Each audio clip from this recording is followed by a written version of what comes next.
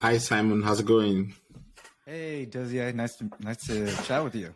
Yeah, same here, same here. Welcome to 5 minute takes. And so I usually just get straight to the point with my questions. And today I have two questions. For most people that have come on here, I usually have one question. And so the first one is we're talking about what are the key differences for you between demand gen and lead gen?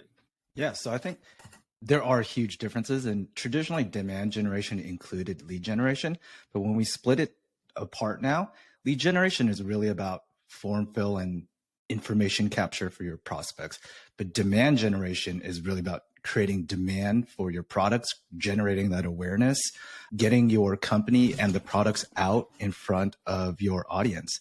And the tactics for both those, while they're kind of the same, they're vastly different, right?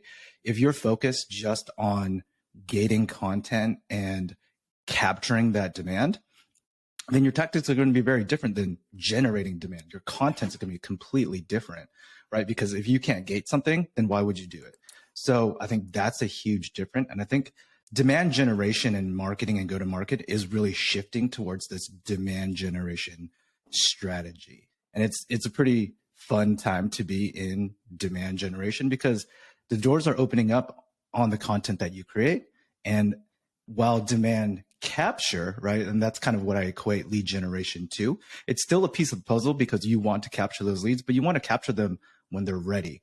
And for us at Lacework, it's really about high value. We call them tier one leads, where they're requesting a demo, requesting a free trial.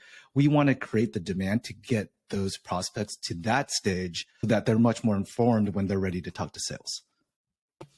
That sounds awesome. I mean, I think for me, who's in content, like that is always like, I love where the industry is going to right now.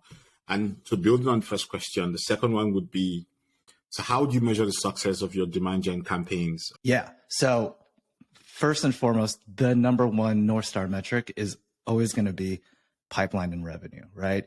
That's what we're all held to from a demand generation perspective, at least at Lacework. And I think a lot of B2B SaaS companies are held to that too, or a lot of demand gen orgs are held to that number. Now, the question is, okay, if that's your North Star, how do you get there, right? From my perspective, because I'm in specifically digital marketing or performance marketing and I run ads, how do you measure that and get to pipeline and revenue? And so for me, we will look at things that traditionally have been called vanity metrics, but we talk about impressions, reach, click through, right? Those are all nice. And what's different, I think, for me is that you do that in a very targeted fashion towards your ICP, right? Your ideal customer profile. You're targeting all the right accounts, all the right titles that your sales team wants to talk to, and maybe expand it even a little bit more. Then you're really generating that demand and getting in front of your audience. And so if you're able to extend the reach, extend the impressions, and get that engagement via clicks, that's great. Now, the next step of that is, okay, like, how do you capture that, right? And there's other channels, various channels like Google paid search or LinkedIn, native LinkedIn lead gen forms, or even the website where we can capture that information when prospects are ready. And then we look at, okay, from a B2B sales cycle perspective, the stages that this prospect goes through, and then looking at the conversion rates. So when a lead becomes a qualified lead, to taking a meeting, to a qualified sales opportunity, to close won, close lost, look at the conversion rates there, right? What's working well, what's not, and you can kind of tweak your programs. And those are the metrics that I typically look at. One of the newer set of metrics that I'm looking at is also pipeline velocity, right? Now, we look at when accounts come to us, come to our website specifically, how long do they take to go from no engagement to aware to a qualified account to an opportunity, right?